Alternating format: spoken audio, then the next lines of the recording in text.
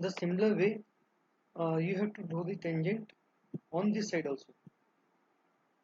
Okay, so after doing that, you need to remove those portion which is not visible to you. So this portion of the circle will not be visible to you, so you have to remove that. Okay, so another example is cylinder is standing on the HP. If it is standing on the HP means, if you look at from the top, huh, so there will be a base, there will be a circle on the base.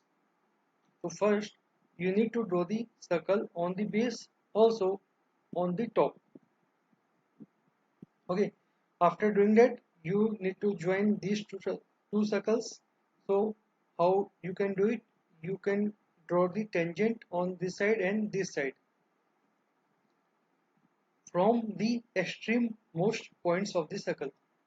After uh, after that, you have to remove that part which is not visible to you.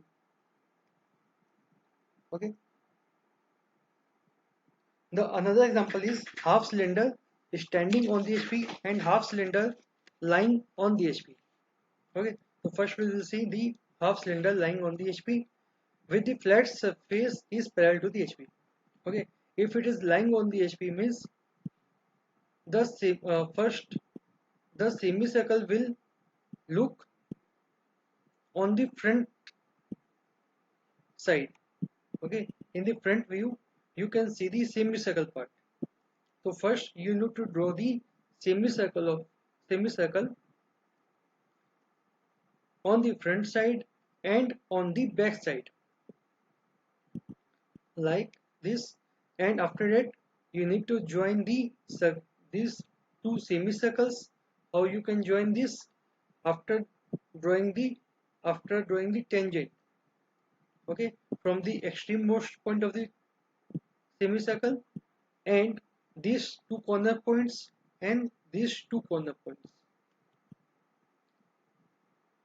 Okay, so after that you need to remove those part which is not visible to you. So this semicircle part of the semicircle will not visible to you, so you have to remove that. Okay, so it is the another example. The half cylinder is standing on the HP. So if you look at it from the top, there will be a semicircle. So first I draw the semicircle at the base and at the top. After that I need to join these two semicircles, so I will draw the tangent from the extreme most points of the semicircle and join these two corner points and these two corner points. Okay, after that I will remove that part which is not visible to me, means this part. Okay, this is the way you can draw the isometric view of the solids.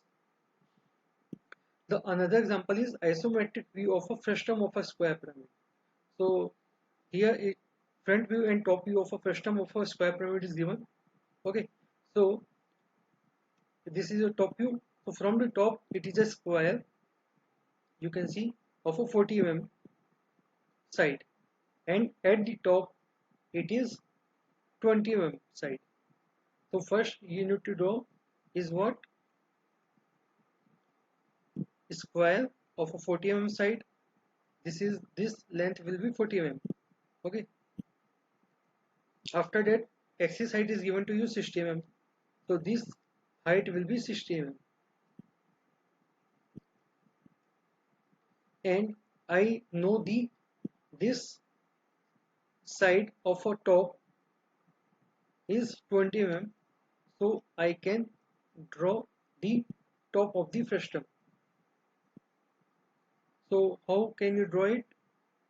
You know the distance between these two sides, which is nothing but 10 mm, and this is 10 mm.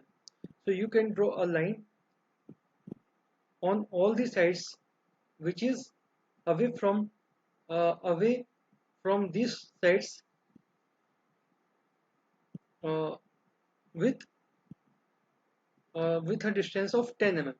Okay, So this is the way you can get this spy at the top.